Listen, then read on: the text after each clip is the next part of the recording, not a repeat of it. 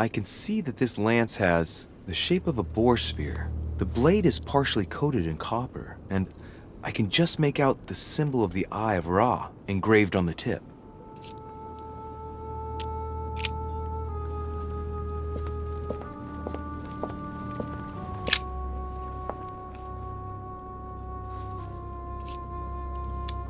I can see this lance has a spear shape, it is copper rimmed, and it has been engraved with the symbol of the Christian fish on the tip.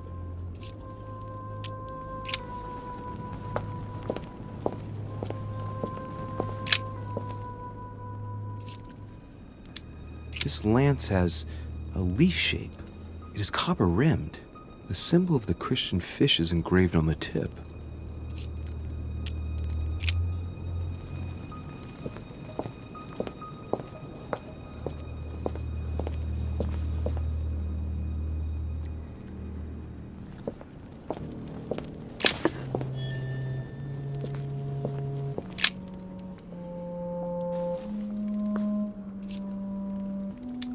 I can see that this lance has a so-called leaf shape. It is clearly made of iron, and I can make out a sun engraved on the tip.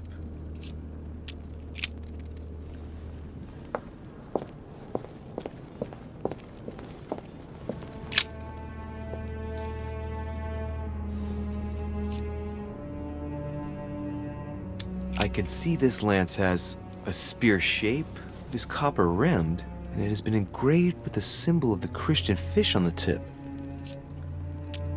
I must be sure of my choice. I cannot get it wrong. Am I absolutely sure this is the one to take?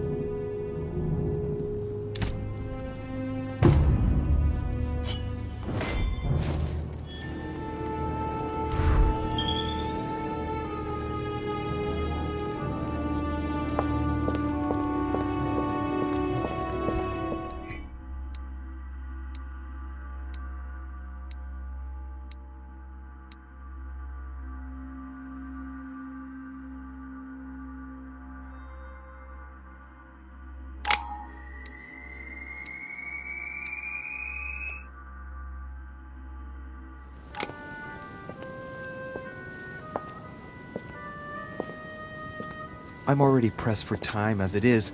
Mother's waiting for me on the wharf. De Richet, sticking your nose everywhere again. Wow, what's the matter with him? Excuse me, monsieur. I don't follow you. I haven't come all this way just to fail so close to the goal. Why? What are you talking about? I am talking about what you are doing. This conference is going to boost my career. There is no question of me letting you ruin everything. I just surprised Piaget and Volner talking. You are about to rob Mortimer. Give me what you took from him, immediately. Let's keep calm, please. I don't know what you're talking about. I'll have to cut this short, quick.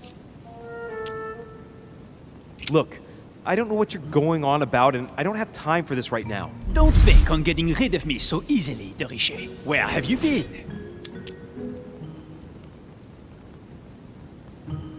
Did Lord Mortimer tell you you could trust me? Yes, but... So, I'm working for him right now, and you're wasting my time with your questions. Look, if he hasn't taken you into his confidence, then you shouldn't know yet. I'll soon figure out what you are up to. And I am convinced that you have indeed robbed Mortimer. The game is up. Give me what you took from him. You know, this is becoming an obsession with you. Show me what you are carrying, or I will call the servants.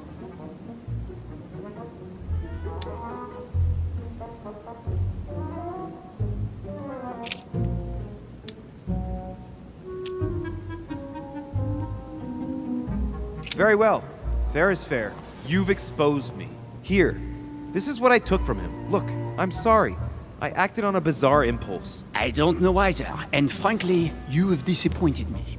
That said, it is not as bad as I thought it would be. Right. We'll leave it there. I'm glad that things have been cleared up. So, are we finished here? Indeed we are. I shall leave you. That's right. Go play somewhere else. See you later, monsieur. Come on. I have to hurry up and join my mother at the wharf now.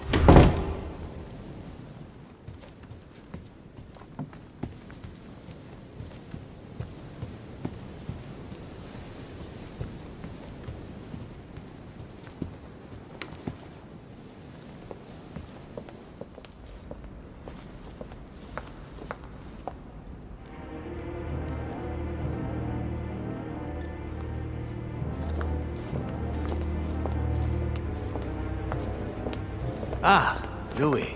Perfect timing. As luck would have it. Come, my boy. I would like to have a word with you.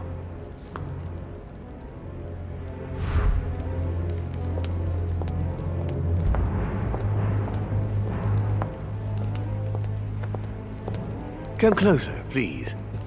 It's time we had a little chat. What's wrong, my lord? Tell me, what's with all the bodyguards? Louis, it's time you found out the truth. I've been observing you since you arrived. I see you running all over the grounds in the search of Sarah. I would like to prevent her from leading you even further down the wrong road. The wrong road? Louis, Sarah has made her own choices of her own free will, and I would like for you to have the same chance. You see, Sarah and I have known each other for a very long time, Louis. I am aware of her theory. About me, about Gregory, about the demons.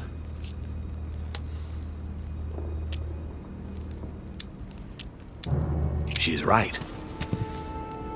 Look at me. I have inhabited this body since 1191. For the last 602 years, I have been this dear William Mortimer.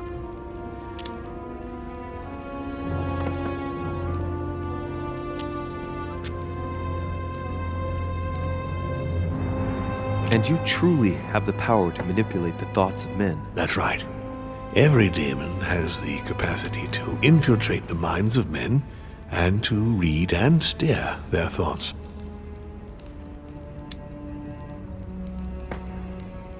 And what do you do with this power? We help them, of course.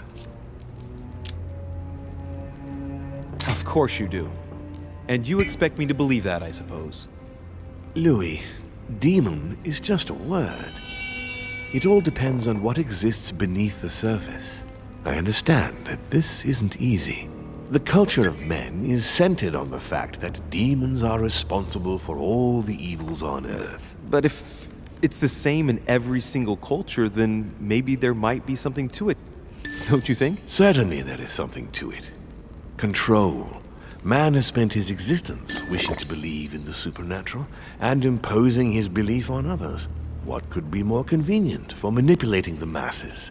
A perfect, inaccessible being and a plethora of demons in every one. The perfect idea to relieve men of all responsibility while still finding them guilty. Can you tell me more about your capacities, your supernatural powers? Supernatural? From my point of view, they are perfectly natural. Well, Louis, just because the monkey does not fly doesn't mean that we should consider the bird a supernatural creature. We are all part of a grand design. We are simply made like this. By developing our art, we are able to read thoughts as well as write in the minds of men. It is possible for us to make them bow to our desire, but it doesn't work without leaving some scars.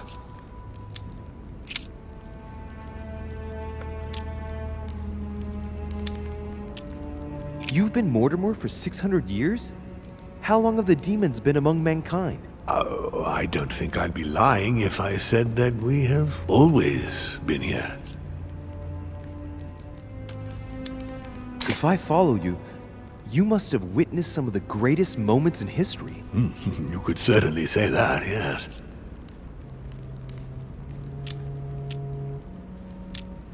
You seem to be fascinated by Christ.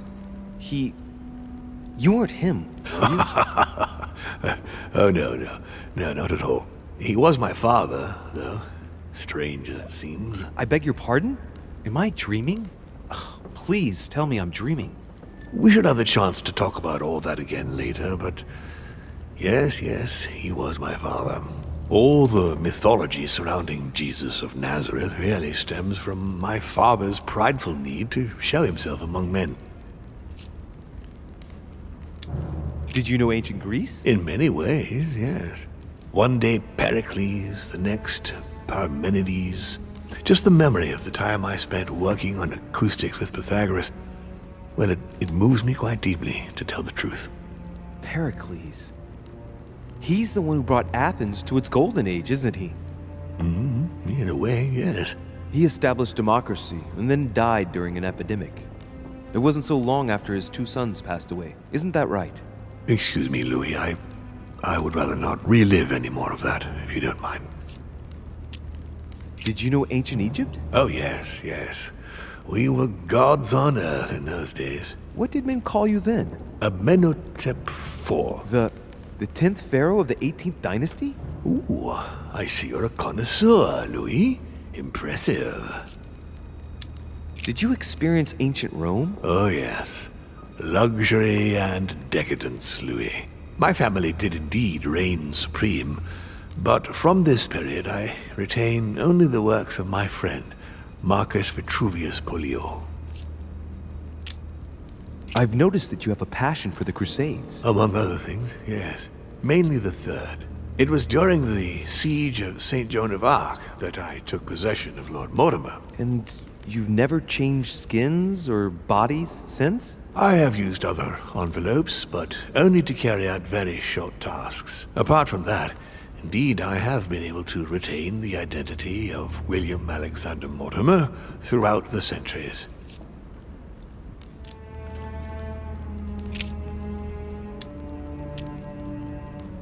Lucifer, the fallen archangel, left heaven accompanied by 133,306,668 angels. Is it true that there are that many of you? No, I assure you, Louis. Forget your Bible class. It's ridiculous. We are not angels. We don't have wings. There is certainly nowhere near 1,000,000 of us. And for that matter, no sacred human text represents us correctly. There are several families, and the family to which I belong has 8 siblings, including Gregory and myself. Sir Gregory is your brother? Yes, what can I say? You can't choose your family. But it is very difficult to know exactly how many of us there are because a large number of our kind remain hidden or never reveal themselves even to us. You're the devil incarnate. The devil? I'm not saying that all Judeo-Christian folklore hasn't served us, but the truth is, of course, something quite different. Please, don't look at us through the primitive prism of religions. I am not hiding any horns or goat's feet, Louis. I have no tail. Why do you bring up folklore? You mean that you've taken advantage of people's beliefs? No, not exactly. I mean that we in fact created them from scratch. It is amazing to see how mankind has such a strong need to believe in something superior to itself. It was very instructive for what was to come.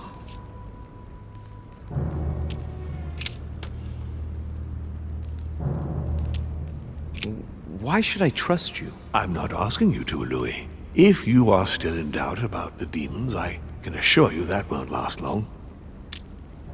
But why me? Why do I tell you about the greatest secret ever revealed to man?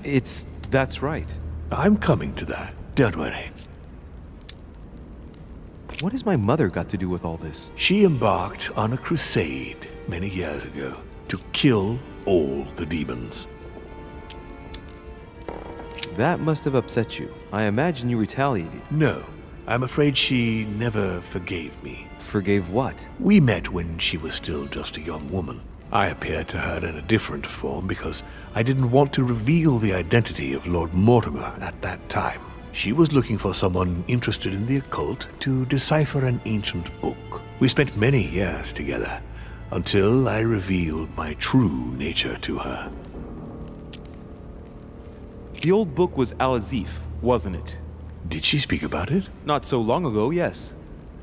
Indeed, it was already Al-Azif. She wanted to unlock the secrets. What are the demons' projects for humanity? Our aim has long since been to protect humanity from itself. On the other hand, although we give them the impulse to succeed, we don't all agree as to the path they take to achieve it. How would you qualify your species, scientifically? Good question. What is your area of expertise?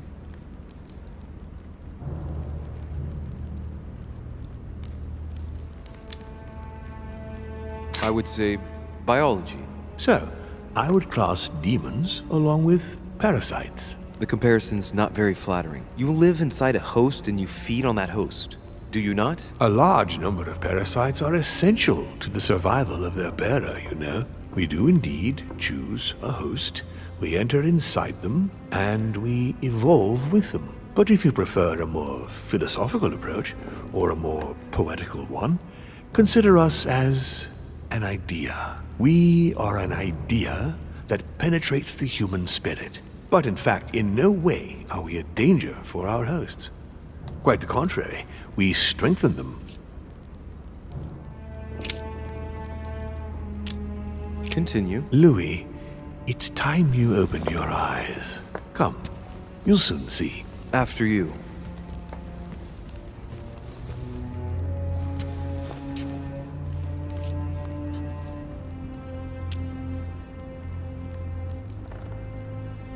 If you could manipulate us mentally, what's the point of all the theatrics of the conference? You must suspect that we asked ourselves that very same question. For many centuries, we didn't organize any conferences, and most of the time, it ended in civil war between demons. Many of us were killed during this period. The idea of organizing conferences was the answer to everything. The interest being to erect some rules among ourselves.